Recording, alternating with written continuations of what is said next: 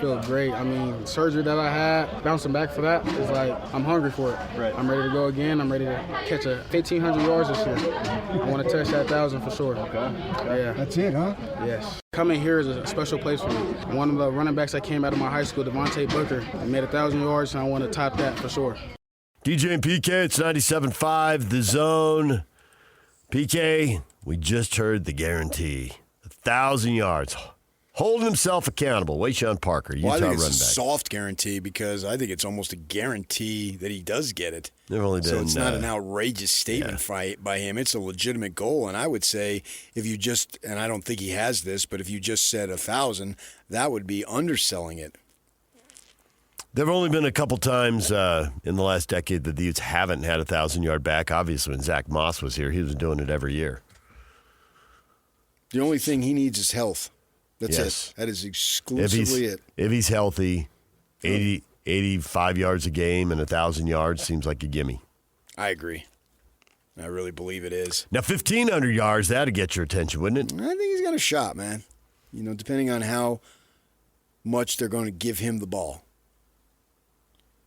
If he proves himself durable, then I think that's legit.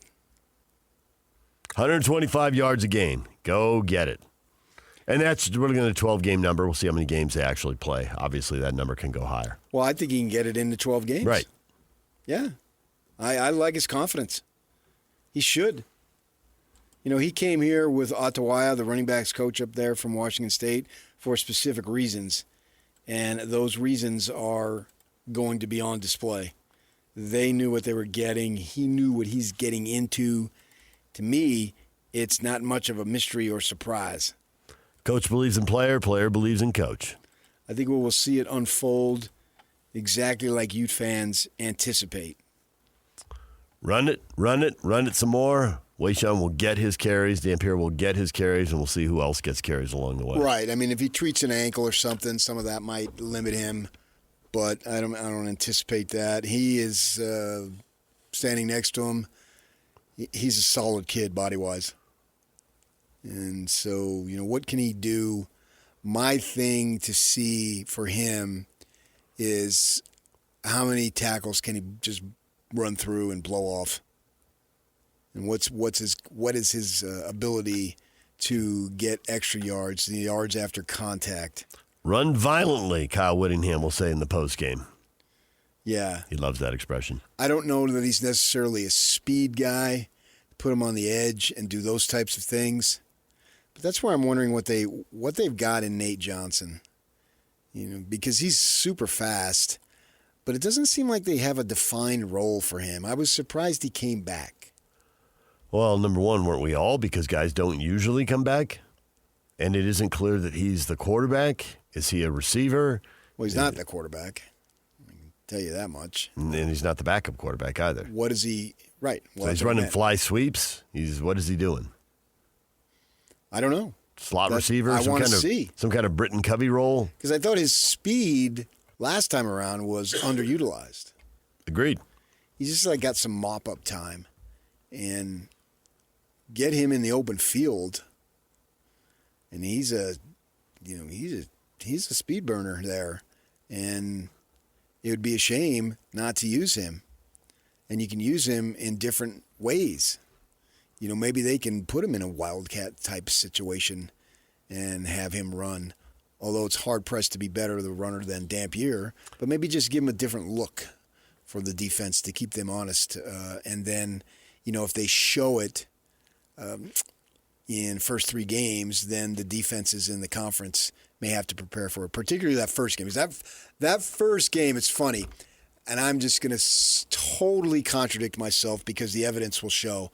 But last year, and I was there in Stillwater, we pointed to that 4th game as if it was the telltale sign that everything was going to happen. You had the 2 big dogs in the conference, or 2 of them. We thought. If not the 2 biggest. We thought. And the winner of that would not have a leg up, man. It would have more, whatever is more than a leg, it would have it.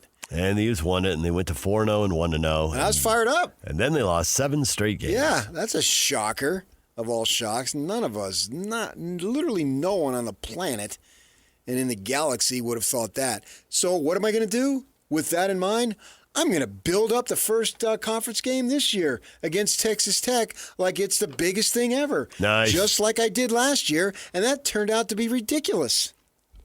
I love having takes that are very strong only to be ridiculous to the point where you can't even argue. That was ridiculous. But I'm going to do it again. There's no reason to learn lessons. What am I, a fool? Is that the definition? Am I insane? Sure. What do you got to lose? I know I'm nuts, but am I insane? I'm crazy. I'm loco. But it just seems to me that those are two good teams that are going to be in contention. And if Texas Tech gets a road win, I can't remember who told me, but they used to root for the home teams to win because they didn't want the road teams to get an advantage. Well, I remember people talking about that, and the person I remember talking about that is Dave Rose as a basketball thing. It was a basketball thing. And Dave Rose used to talk about that. Yeah, maybe it was him. Somebody asked him about the standings once. He says, I don't care who's 4-0. Right now, I think teams are +1 or -1 based on whether they've won or lost home games. And I think it's harder to win a road game in college basketball he says than some of these teams are getting fed 4 road games out of 5 to start the season. Others have 4 home games out of 5. Right. He says it all evens out. You can't overreact early on. So he was a big +1, -1 guy. But that is a big game for both teams. The winner can puff out its chest a little bit. Doesn't mean a whole lot if you don't follow it up.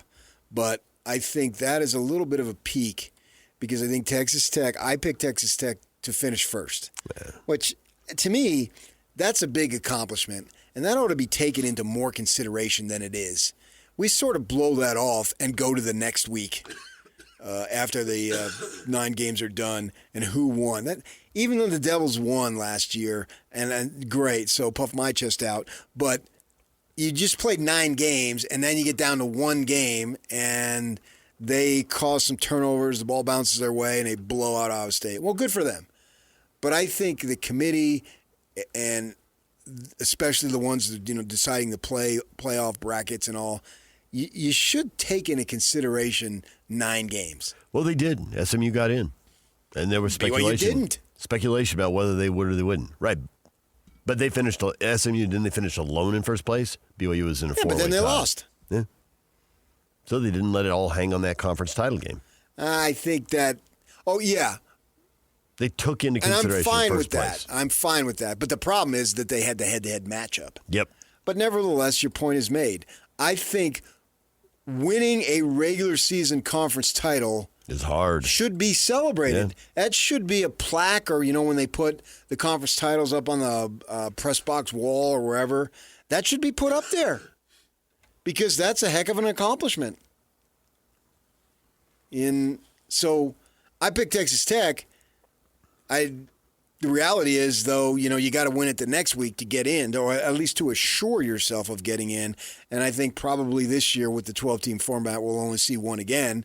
We'll have to see about, when it expands, where they go with that. That remains to be seen. So I do believe that winner on that first game, I love that game. That's a power game right there. Right off the bat. Texas Tech, with all that money they spent on all those transfers. Yeah. And they've been solid. So now the thinking is this should elevate them. We'll see if that plays out. In my mind, it will. I view Texas Tech in the manner of, will they win 4 in a row, 5 in a row? Probably not. Will they be in contention for 4 in a row, 5-0? Probably yes. Because sometimes football comes down, Broncos talked about this, to a play or two, and they make it, you don't, or you make it, they don't. And so you get out of there with a win. I was talking to somebody yesterday about this very thing. I'm always leery of teams that won a bunch of close games being able to repeat it the next season.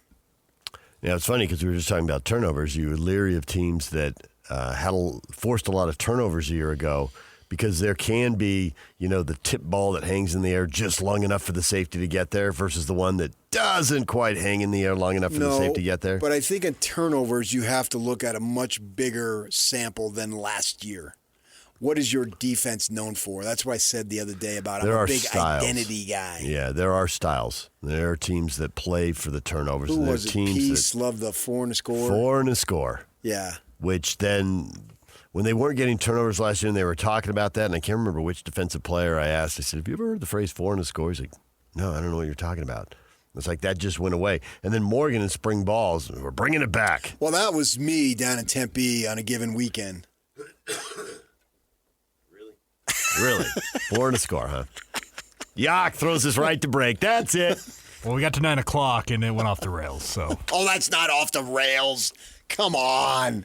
Fessy Sataki, BYU passing game coordinator and wide receivers coach, talking with PK and I about the Cougars in transition on offense. New set of receivers coming in. Obviously got Chase back, but what about everybody else who's going to step up? And analyzing the different traits of the 3 quarterbacks as they throw the ball to the receivers he coaches. Fessy Sataki coming up next. Stay with us.